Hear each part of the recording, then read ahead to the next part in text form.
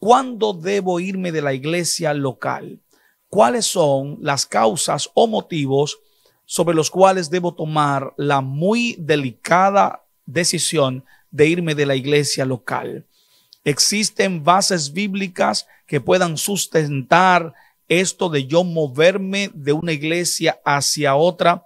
¿Cuándo debo irme? ¿Cuándo debo trasladarme? ¿Cuándo debo movilizarme de la iglesia donde en principio decía que Dios me llevó? Y ahora, ¿cuáles son las causas que me mueven a determinar que ha llegado el tiempo de terminar mi membresía en esa iglesia? Ese tema lo vamos a ver hoy en Gracia y Verdad.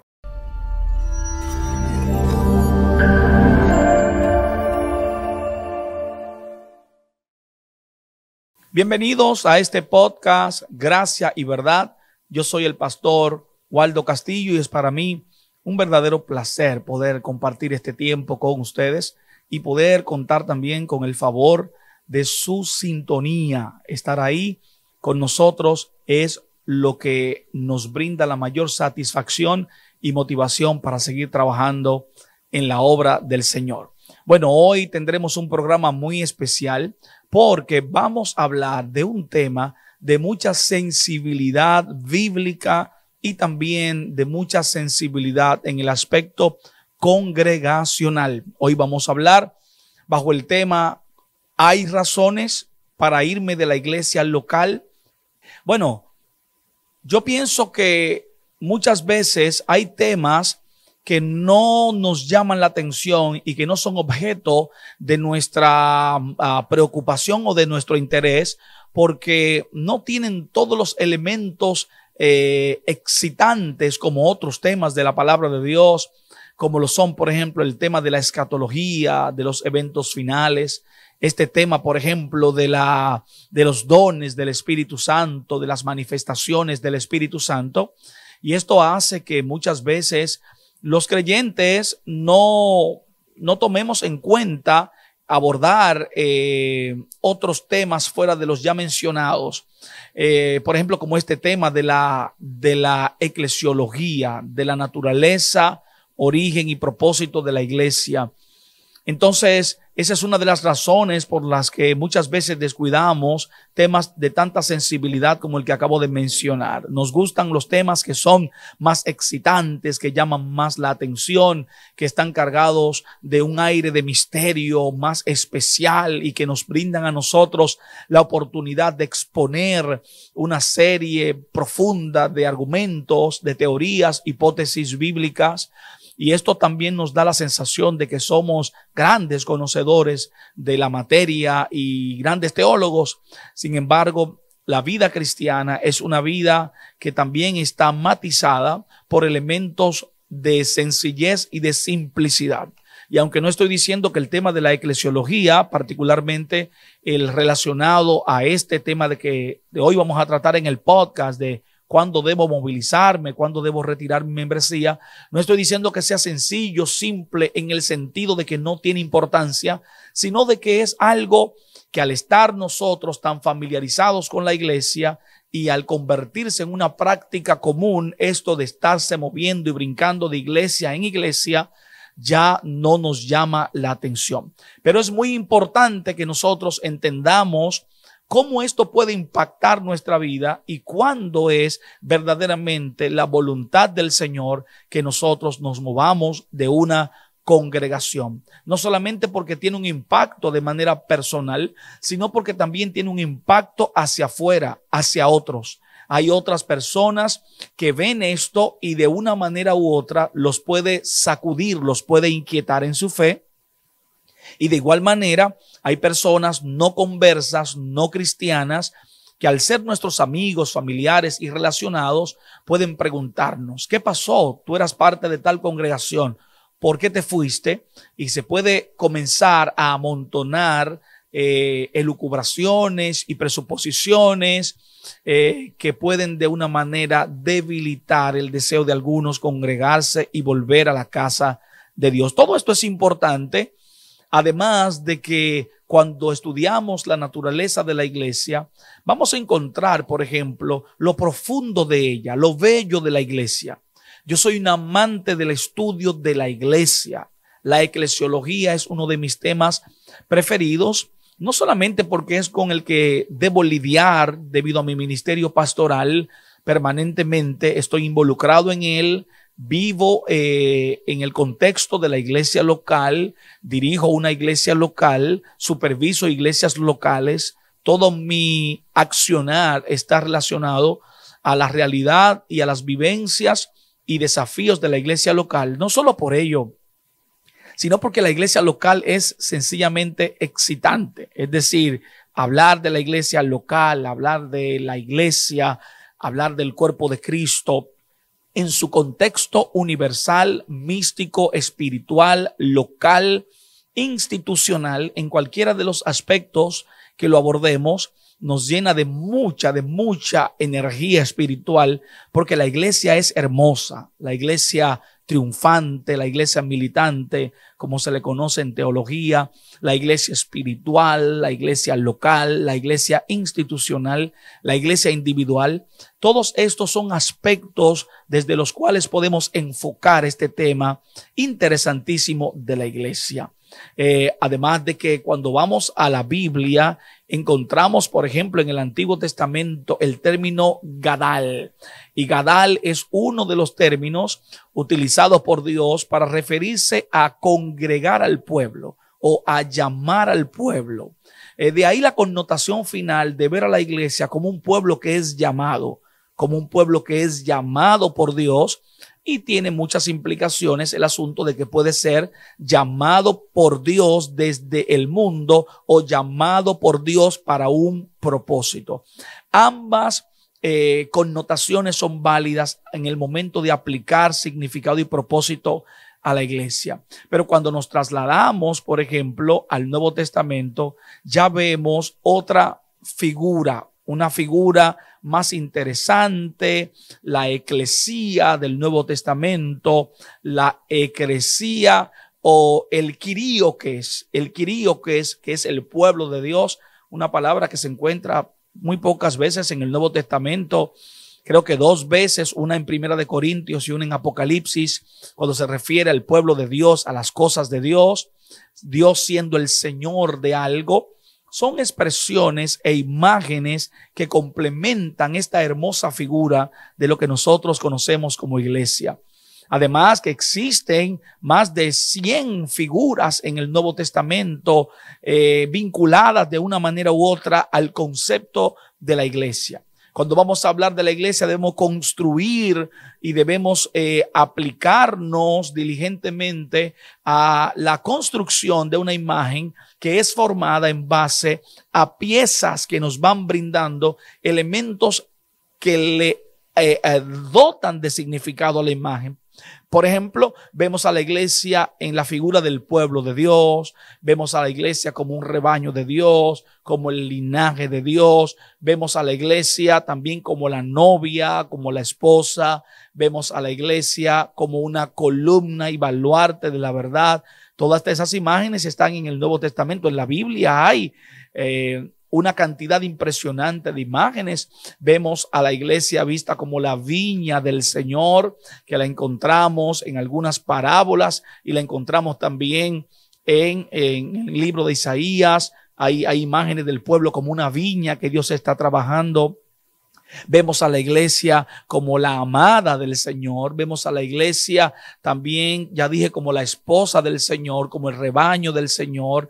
Y somos llamados pueblo de Dios, somos llamados real sacerdocio, somos llamados nación santa por el apóstol Pedro. Somos llamados la grey del Señor también por el apóstol Pedro. Y así vamos construyendo una imagen enriquecedora de la iglesia de Cristo.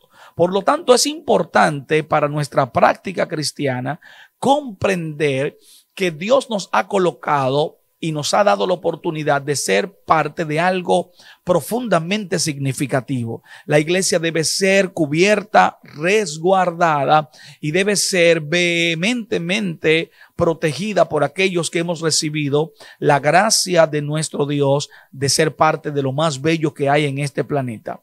Y en un mundo de consumismo, en un mundo donde se están construyendo imágenes distorsionadas de la pertenencia, del significado de pertenecer, esto ha permeado, ha penetrado a la iglesia cristiana. Y ya nos encontramos con una iglesia donde, número uno, todo el mundo es parte de ella, aparentemente. Número dos, todo el mundo puede construir un proyecto de iglesia. Llamó mucho mi atención en estos pasados días ver a un comunicador que, hasta donde tengo entendido, no es cristiano, decir que él está trabajando en un proyecto acerca de el cristianismo, un proyecto acerca del cristianismo. Bueno, esto puede ser real o no, pero ¿cuál fortaleza y cuál protección, qué aval espiritual puede tener un proyecto sobre el cristianismo de alguien que no es parte del cristianismo, alguien que no conoce la esencia misma, la savia, los elementos intrínsecos al cristianismo? El cristianismo no es solamente una vida teórica, es una vida de pertenencia, de estar conectado. Recuerden que el apóstol Pablo dice en la carta a los romanos y en otras de sus cartas que nosotros fuimos insertados, que fuimos injertados. Somos un injerto, refiriéndose a la participación de los gentiles en esto que es llamado la construcción de Dios de un pueblo para él. La iglesia que es lo más bello, como acabo de decir, la iglesia que es una creación y diseño de Dios, la familia de Dios, que es otra de las imágenes que se utiliza en el Nuevo Testamento para hablar de la iglesia, el pueblo de Dios, el pueblo espiritual de Dios, la casa de Dios, que es también otra imagen que se utiliza. Somos parte de algo muy, pero muy hermoso. Entonces, si queremos construir una iglesia saludable, no podemos basarnos en los diseños y las formas del mundo, y no podemos tampoco fundamentar nuestro comportamiento en las ideas y motivaciones que vienen del mundo, porque el mundo no es parte nuestro. El mundo, como se conoce en la Biblia, Pablo lo define como el cosmos, ese mundo de costumbres, valores, principios, filosofías, lineamientos, ideas y parámetros alejados de Dios, no puede ser el fundamento sobre el cual nosotros construyamos, edifiquemos, determinemos o decidamos. Tenemos que hacerlo basamentados en algo más real, en algo que tenga la validación divina, que tenga el apoyo, respaldo o certificación de la palabra de Dios, que es fundamento de nuestras prácticas, fe y de nuestra conducta. Por lo tanto, como un creyente que no encuentra en la Biblia un manual que le establezca paso a paso, que le enumere cuáles son las razones por las que él debe moverse de la iglesia local que no es un invento humano, sino que es la respuesta de los creyentes vista desde el Nuevo Testamento, que van siendo parte y se va desarrollando este hábito de reunirse, este hábito de ser iglesia, de ser eclesía, de ser llamados el etcaleo. Etcaleo es de donde viene la palabra eclesia, los llamados afuera.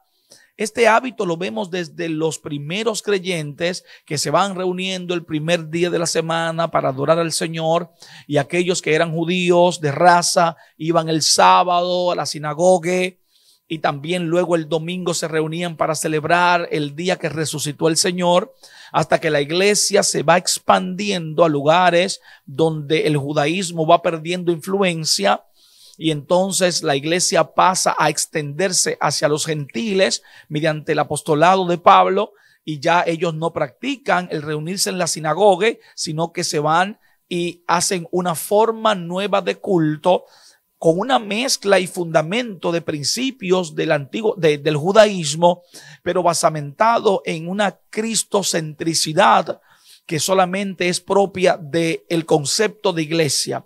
¿Por qué una cristocentricidad? Porque en el judaísmo no existe esa figura de reunirnos en torno al Mesías Cristo, porque es del todo conocido que ellos todavía están esperando una parte, un segmento importante del judaísmo fundamentalista, todavía está esperando al Mesías, aunque ahora mismo actualmente hay una extensión del judaísmo conocido como judaísmo mesiánico, que aunque tiene su etnicidad clara, también reconocen a Jesucristo como el Mesías y son parte del cuerpo de Cristo, de la iglesia.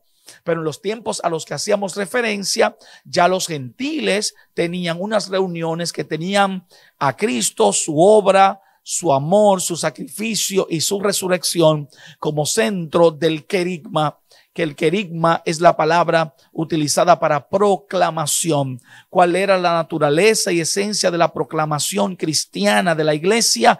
Cristo y Cristo crucificado como Hijo de Dios, como Salvador y como intermediario entre Dios y los hombres, a quien la iglesia espera que regrese por nosotros. Bueno, en ese contexto, los creyentes comienzan a reunirse y entonces lo hacen el primer día de la semana, el domingo, y a celebrar cultos en hogares. Cultos en hogares. En una ciudad habían varias casas hogares, en varios oikos, que es la palabra para casas u hogares, y se reúne la iglesia allí. De allí viene la palabra koinonía, que es de tener cosas en común, como lo describe el doctor Lucas en Hechos capítulo 2 y parte del capítulo 4, donde los creyentes tenían en común y se reunían a compartir el pan, la oración, la comunión y la palabra del Señor.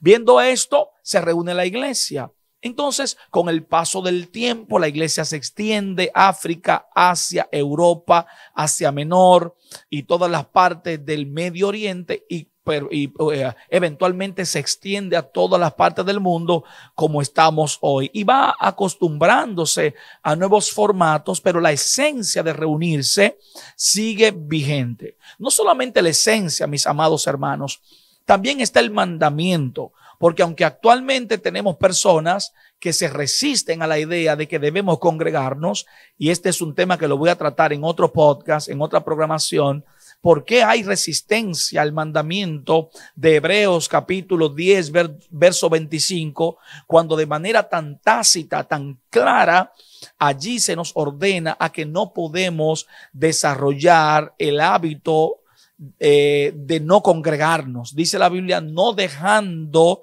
de congregarse como algunos tienen por costumbre.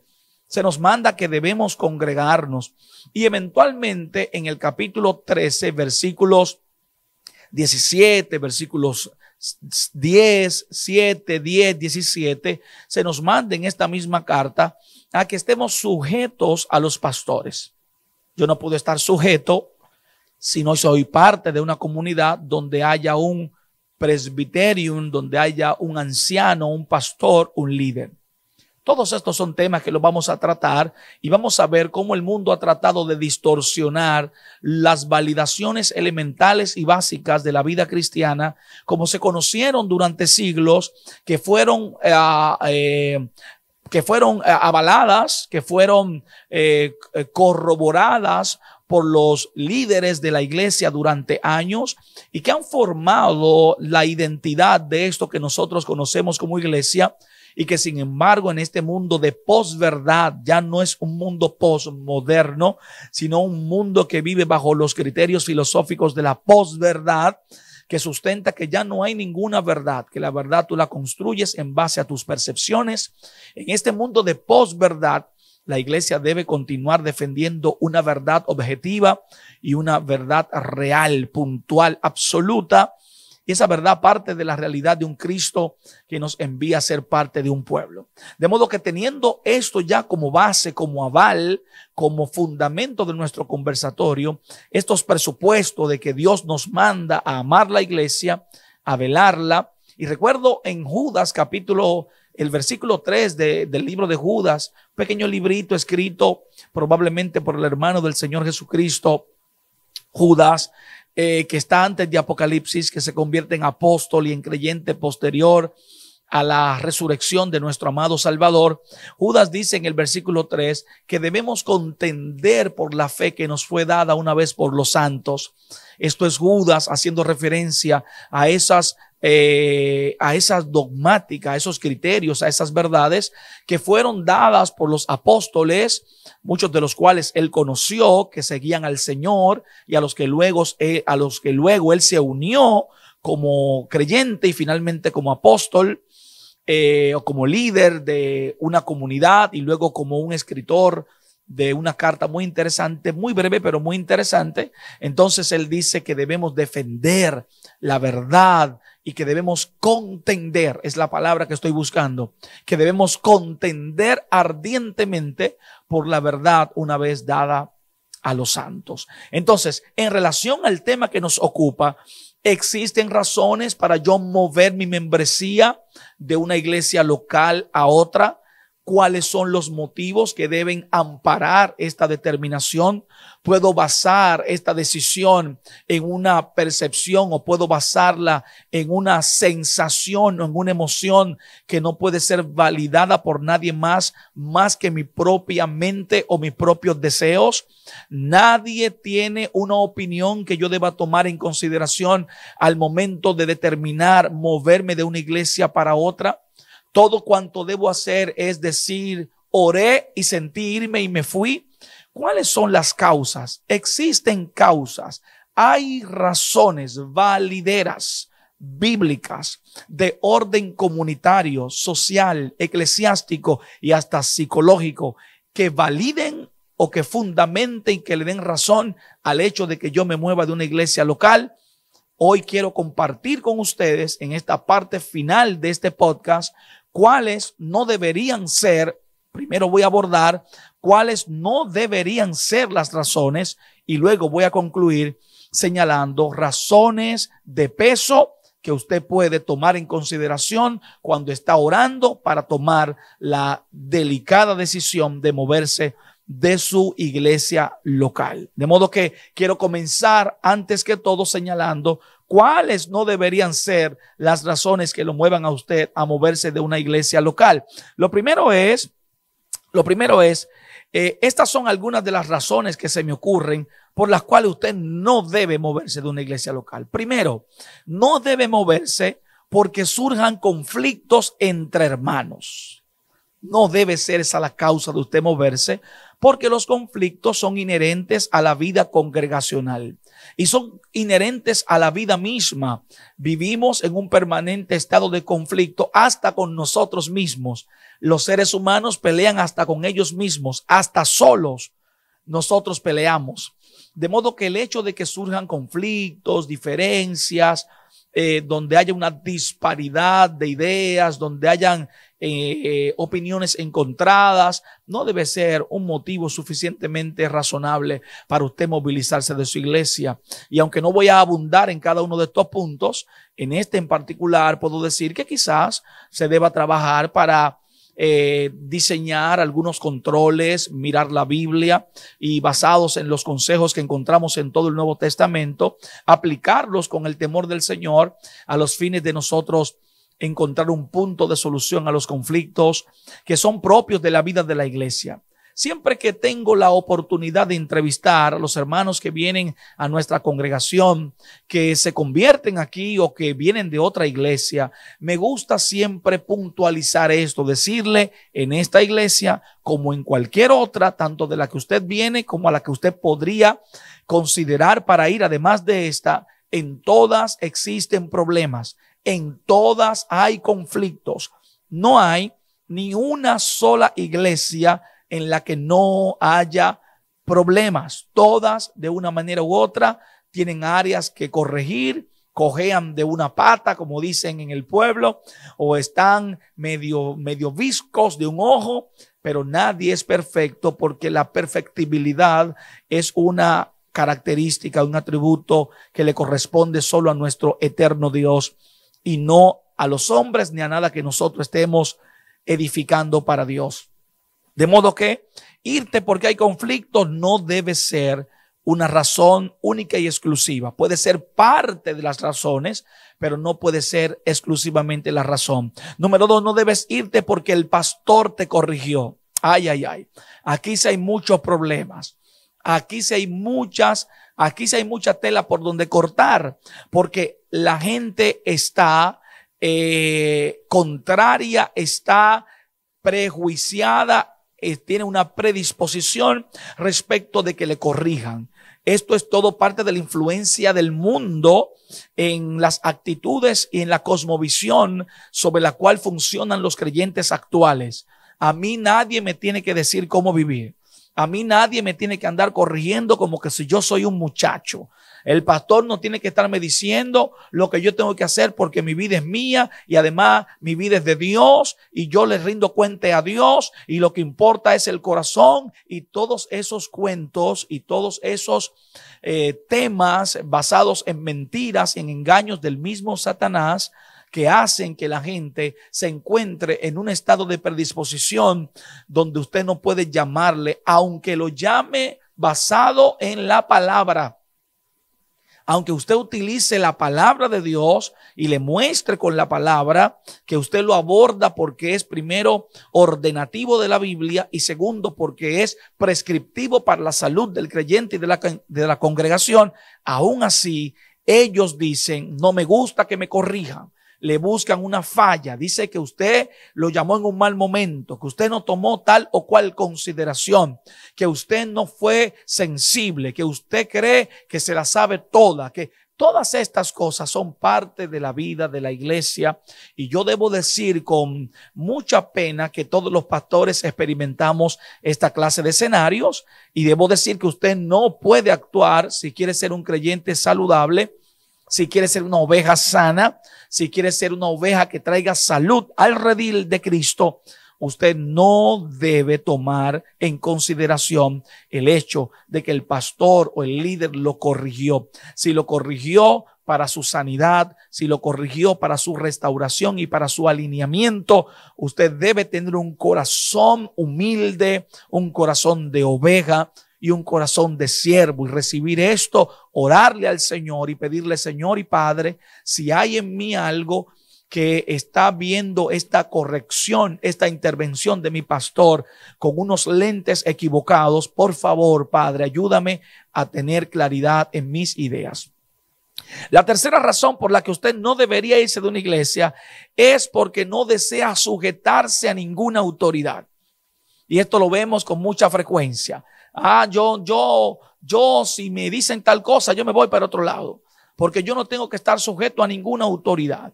Y hay ahora todo un movimiento contra autoridad, un movimiento que se levanta en contra del liderazgo. Y ahora hay todo un tema, ustedes los ven, que los líderes esto, y es un ataque permanente a los líderes. Y es verdad, debo aclarar que los líderes tenemos un montón de falencias y un montón de debilidades. Somos hombres, somos carne, somos humanos.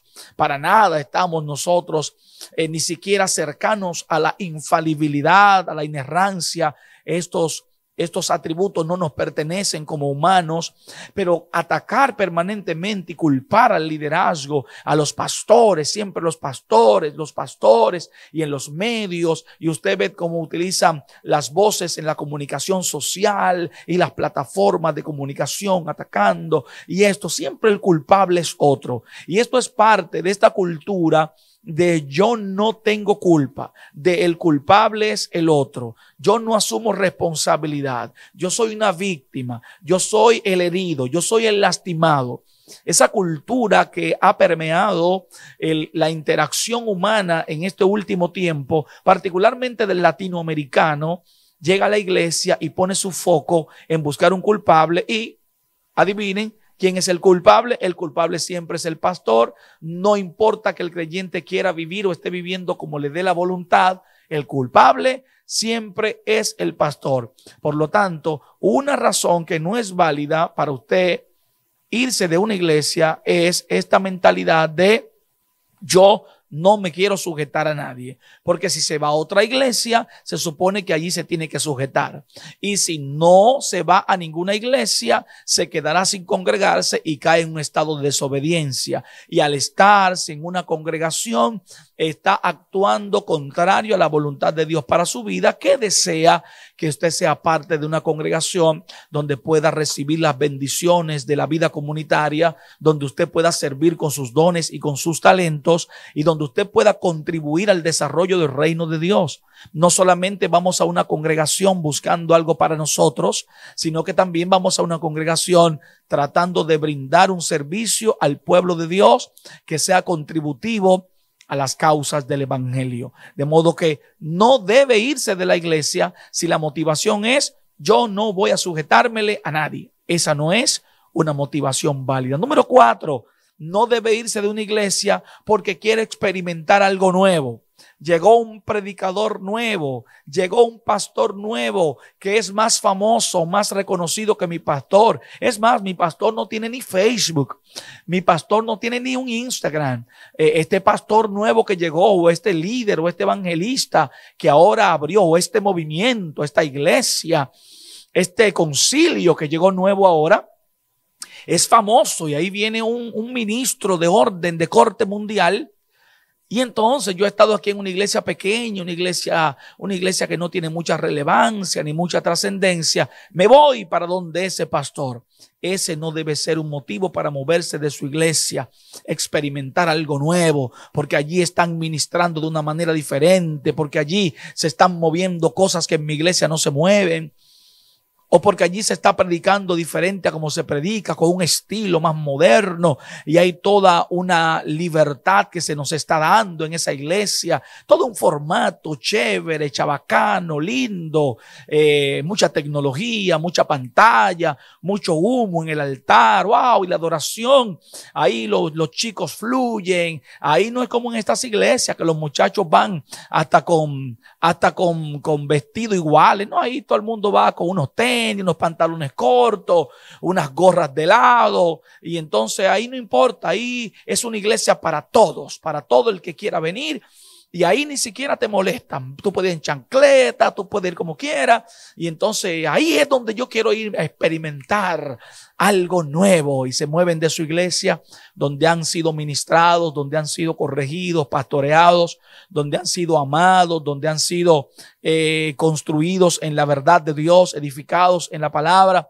donde han sido formados en la verdad del evangelio. No digo que esa otra iglesia en ese formato antes mencionado no tengan verdad del evangelio, no es el tema del podcast, pero estoy hablando de que es diferente y llama la atención su estilo, su relevancia social, su asertividad ahora social, y la forma de comunicarse y la forma de tener contacto. Te reciben en la puerta y te abrazan, y todo esto que está ahora muy de moda. Entonces eso llama la atención de los creyentes y se mueven a esa iglesia porque quieren experimentar algo nuevo. Esta no debe ser la razón por la que usted se vaya de una iglesia local. Tampoco debe ser una quinta razón el sentirse desconectado. He escuchado creyentes que dicen: es que yo me siento como desconectado. Yo me siento como que no he hecho el clic en esa iglesia. Bueno, ¿por qué no lo has hecho? ¿Por qué te sientes desconectado? ¿Acaso obedeciste el llamado de ir al discipulado? ¿Has hecho un esfuerzo por insertarte? ¿Has hecho el esfuerzo por ir al ministerio que te corresponde, que es conforme estamos estructurados por lo regular en las iglesias evangélicas?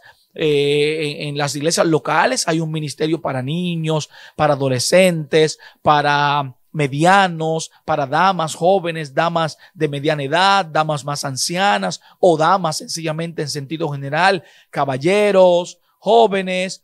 Fuiste al ministerio que te corresponde por tu edad o por tu categoría sexual, varón o hembra. Fuiste a la escuela dominical, compraste tu Biblia, Compraste tu manual de escuela dominical en caso de que allí practiquen todavía el formato de escuela dominical. Compraste tu manual de escuela de liderazgo, de discipulado. Fuiste a los grupos pequeños. Fuiste a la reunión para candidatos al bautismo. Vas a tus cultos, llegas a tiempo. O eres de los creyentes que llega tarde y se va temprano, que nunca socializa, que nunca saluda, que nunca va a nada, que nunca llega a tiempo y que se va antes de tiempo. Entonces, antes de decir, me siento desconectado y me voy, mírate hacia adentro, evalúate y primero trata de desarrollar un perfil que sea congregacional. Y cuando hablo de un perfil de un creyente congregacional, es el creyente que hace todo eso que yo acabo de mencionar, que se integra, que se preocupa, que presta atención a los anuncios que damos y que escucha cuando se le invita a ir a la escuela de liderazgo o a la escuela dominical o a las clases para nuevos creyentes o a los grupos pequeños, a los cultos ministeriales, a todas estas actividades estructurales de la iglesia. Entonces, antes de irte porque te sientes desconectado, te quiero decir que te vas a llevar tu desconexión a la otra iglesia también, porque en la otra iglesia tú tendrás que hacer un esfuerzo por ser parte, tú tendrás que apoyarte en más de no me llaman, no me quieren, no me buscan, necesitas apoyarte en algo más. La sexta razón por la que usted no debe irse de una iglesia local es: me sacaron del ministerio que yo dirigía. Yo perdí mi ministerio porque me lo quitaron, y cuando me lo quitaron, entonces ya yo no tengo nada que hacer ahí, se lo dieron a otra persona y yo me voy porque yo no tengo, mi identidad congregacional estaba fundamentada en yo ser el líder o la líder de ese ministerio. Entonces ya yo no tengo otro ministerio y yo me voy porque me quitaron mi ministerio, me quitaron de mi cargo. Esa no debe ser una razón para usted irse de la iglesia local. La número 7, no estar de acuerdo con algunas decisiones o políticas de carácter secundario, es decir, políticas o decisiones que no tienen nada que ver con doctrina, nada que ver con sana doctrina, nada que ver con asuntos relativos a la salvación, a la sanidad de doctrina, a la verdad, a la sana predicación. No, sino que son decisiones políticas como cambios de horarios del culto, quitar un culto que se realizaba, se hacían cultos los lunes, martes, miércoles, jueves, viernes, sábado, domingo, y ahora el liderazgo junto con el pastor ha decidido que solamente se van a hacer algunos cultos en las semanas con el fin de darle oportunidad a los creyentes de estar en otras actividades sociales y familiares. Pues entonces usted no está de acuerdo, y usted se va. O por el contrario, puede ser algo como un cambio de programación, ¿verdad? Ya no habrá culto de damas los sábados, sino que será los jueves. O vamos a quitar los portasobres de esta pared y lo vamos a poner en tal sitio. O ahora vamos a imprimir los anuncios en vez de darlo desde el altar. O quizás una política como, por ejemplo, los hermanos que quieran ahora tener una reunión con el pastor tendrán que hacerlo a través de una agenda vía una secretaria. Bueno, ya el pastor hay que agendarse, ya él es grande, ya él es famoso, porque antes nosotros lo abordábamos ahí desde que se acababa el culto y ahí estábamos todos. Y ese fue el modelo de Cristo. A Cristo la gente lo oprimía. Y entonces al pastor ahora hay que estarle haciendo agenda. Entonces ya esa persona dice que no puede estar en una iglesia donde el pastor, para verlo, haya que hacer cita. Entonces esto es parte de lo que ocurre y esta no debe ser una razón para usted irse de su iglesia. Tampoco debe ser una razón para irse de la iglesia el hecho de creer que los hermanos, ni los líderes, ni el pastor de esa iglesia tienen mi nivel espiritual. Mira, esto es muy importante. Yo he escuchado personas decir que ellos están en un nivel demasiado profundo. Ellos son muy profundos, demasiado conocimiento, demasiada oración, demasiada revelación. Entonces, en esa iglesia no están en este nivel, no están en este mover. En esa iglesia están en lo básico. Usted lo ve que predican y cantan, pero ahí no fluye la gloria y yo estoy metido en un monte buscando presencia, buscando gloria. Entonces yo me voy a una iglesia que tenga nivel. Yo he escuchado tonterías como esta y me preocupo porque esas personas terminan confundidos, terminan descarriados, terminan aloqueteados, trastornados, desviados, terminan convirtiéndose en herejes, creyendo una bobada, una tontería de estas que surgen por ahí, siguiendo un movimiento herético, fundamentalista, porque ellos están en otro nivel y en esa iglesia ese pastor me queda pequeño para los niveles y las profundidades espirituales en las que yo me estoy moviendo. Así dicen, así hablan, yo me estoy moviendo en unos niveles y en unas profundidades en Dios. Así hablan. Y entonces esto es una verdadera incongruencia bíblica y esto no debe ser un motivo para usted irse de una iglesia. Por el contrario, si usted está en esos niveles, en esas profundidades, usted puede servir como una puerta de entrada, de bendición para otras personas. Si es humilde, si tiene un corazón bíblico, si tiene un corazón de siervo, puede usted ser un canal o un medio para bendecir a los hermanos de la iglesia local. Otra razón, y creo que esta es la número 9, es el común grito de la mayoría: me lastimaron y nadie se preocupa por mí. Me lastimaron y nadie se preocupa por mí. Y nadie se preocupa por mí y yo me voy de la iglesia. Mire, es posible que sea verdad. Es posible que alguien lo haya lastimado o que incluso algún pastor, en mi caso yo soy pastor, hemos lastimado a muchas personas. Nosotros también hemos sido lastimados por muchas personas, pero en fin, esto no se trata de buscar quién lastima más al otro, sino de construir, hermanos, una idea de una iglesia saludable, de edificar un concepto que sea bíblico de la vida interrelacional de la congregación. Y entonces es posible que sí, que te hayan lastimado, que te hayan herido, pero eso no es motivo para que tú te vayas de una iglesia sin haber agotado un tiempo de oración, buscar la dirección de Dios. El consejo de hombres y mujeres sabios, no hombres y mujeres heridos, sino sabios que te puedan orientar. Otra causa muy común por la que la gente se va de la iglesia es porque un nuevo pastor llegó a la ciudad y le gusta más cómo ese pastor predica. Esa ya lo mencioné hace un momento, por eso no voy a abundar. Me gusta más cómo predica ese pastor y yo me voy para esa iglesia. Otra causa es porque la música allí es diferente. Otra causa es porque quieren sentarse en una silla más cómoda. Yo quiero ahora ser parte de una iglesia con aire acondicionado. Y estos bancos que rompen falda ya no me gustan. Yo quiero unos bancos acolchados, sillas acolchadas, aire acondicionado y todo eso. Y entonces estas son algunas de las razones que la gente utiliza como motivo base para moverse de una iglesia local a otra. Quiero reiterar que he mencionado razones que no son válidas, razones que no merecen ningún tipo de certificación al momento de usted moverse de una iglesia local.